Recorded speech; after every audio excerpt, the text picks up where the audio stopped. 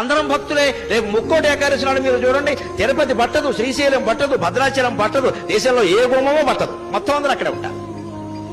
ఆ రోజు మహాపుణ్యం చేసిన పాపాలన్నీ పోతాయి. అంటే అన్ని పాపాలు చేశాడు అన్నమాట ఈయన. అసలు ముందు వీడు పాపాత్ముడు కింద గమనించాలి. ముక్కోటి ఏకాదశి నాడు పరిగెట్టుకుని గుళ్ళో గెడుతున్నాడంటే ఇంత పాపాత్ముడు ఇంకొకడు లేడు. పాపం చేయని వాడు వెళ్లాల్సిన పనిలా, వాడు ఇంటో వాడు ఉంటాడు ఖచ్చితంగా.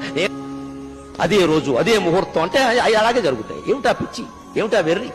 ముక్కోటి ఏకాదశి నాడు పెడతారా? మన్నాడు వెళ్ళండమ్మా, 3 రోజులు అయ్యాక వెళ్ళండమ్మా. విష్ణుమూర్తి ఏమైనా కోపడతాడా? ఉత్తర ద్వారంలోంచే వెళ్ళాలి, తలుపులు బద్దలైపోవాలి. బాగా మనస్సు నిండా బుర్ర మడ్డి పెట్టేసుకుని మనస్సు నిండాను ఆ రోజే చూడాలి, అలాగే వెళ్ళాలి, ఏమైనా సరే వెళ్ళాలంటే ప్రమాదాలే జరుగుతాయి. అంచేత పుణ్య క్షేత్రాలు, తీర్థాలు, పుణ్య తిథులు ఇవేవి ముఖ్యం కాదండి. శరీరాన్ని మించిన క్షేత్రం లేదు, మనస్సును మించిన తీర్థం లేదు. సత్ప్రవర్తన కలిగి ఉంటే నువ్వే ఒక పుణ్యక్షేత్రం, నీకు నువ్వే ఒక పుణ్య తీర్థం.